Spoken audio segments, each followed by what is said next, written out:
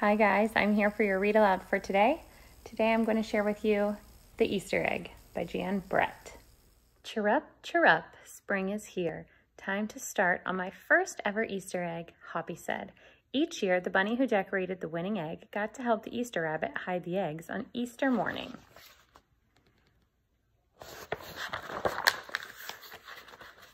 Hoppy had been dreaming about being that bunny all year long.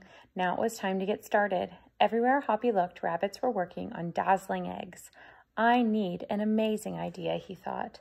Hoppy spotted Flora Bunny planting spring wildflowers in her eggs. The Easter rabbit will love those colorful flowers, he thought, and started picking flowers for his egg. Here's a basket for your flowers, Hoppy, Flora said.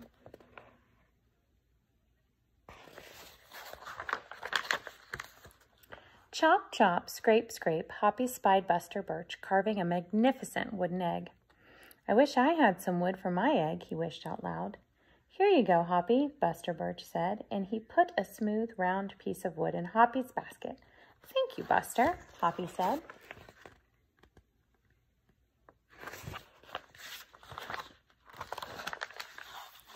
Hoppy was hopping along when the smell of sweetness led him into the woods and straight to the chocolate egg that Aunt Sassafras was decorating with creamy frosting, squiggles, and bows.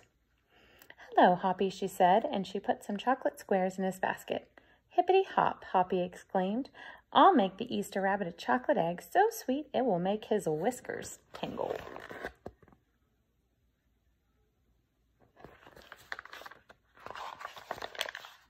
Then Hoppy saw Granny Irony decorating one of her fabulous story eggs.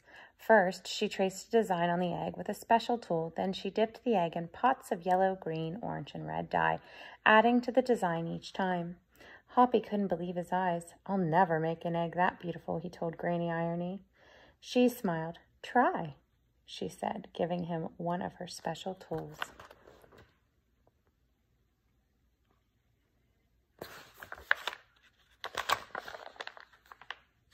Hoppy was hopping by Hans Vanderrabbit's garden when he spotted an extraordinary egg.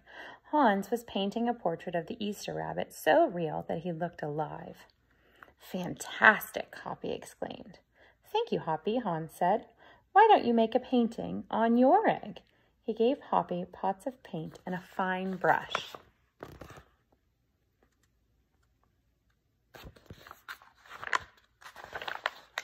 As Hoppy bounced along, a loud boinging nearly knocked him off his feet. It was a whirling, twirling, mechanical egg.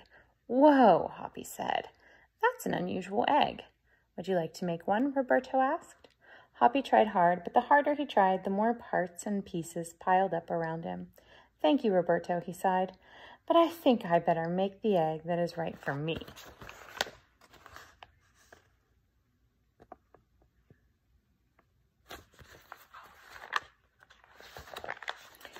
Hoppy hopped back to the woods and lay down under a tall tree to think.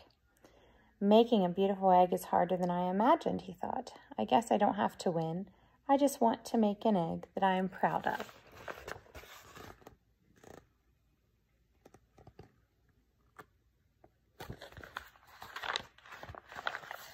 Suddenly, the woods rang with the squawking of birds sounding an alarm. Mother Robin swooped down, calling wildly as if she couldn't decide where to go. An egg had tumbled out of Mother Robin's nest. Inside the perfect blue egg was a baby robin that needed its mother to keep it warm until it hatched. Probably see lots of mother robins outside right now. Hoppy knew what he had to do. He sat down carefully and covered the blue egg with his soft, warm fur. I'll take care of you the best I can, he whispered. Relieved, Mother Robin chirped and settled down on her other 2 eggs.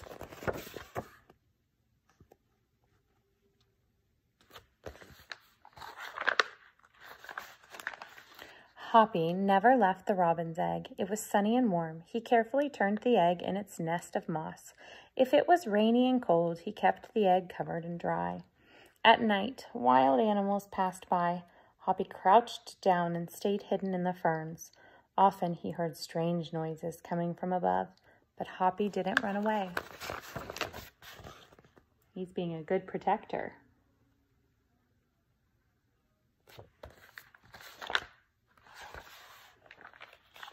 Every day, the rabbits worked on their eggs. Tadpoles turned into frogs, buds swelled into leaves, and Easter came closer and closer. Finally, it was time for the rabbits to take their eggs to the glen. They had forgotten all about Hoppy, who was quietly sitting on the blue egg under the tall tree in the woods.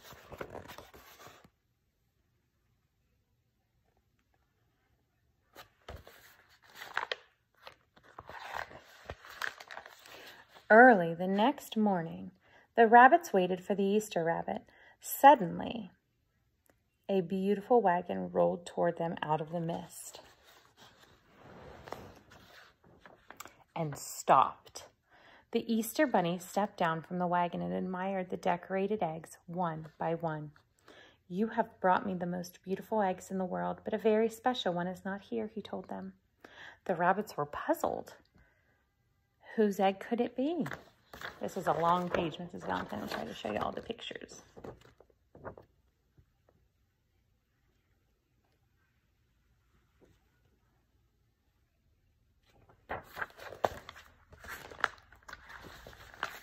"Fill my wagon with your wonderful eggs," he said. "When I return, I will show it to you."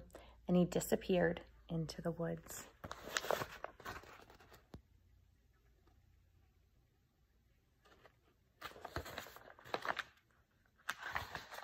He came back with Hoppy, looking scruffy and bedraggled.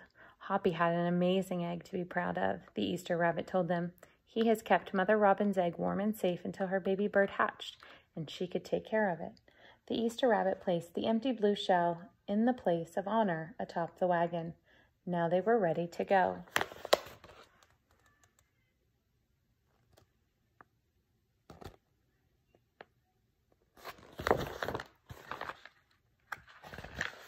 The rabbits cheered for the egg that had surprised them all. "It's our best Easter ever, Hoppy," they shouted. Then the brave little bunny and the Easter rabbit rode off together to hide the eggs for girls and boys to find on Easter morning. The end. Have a nice weekend.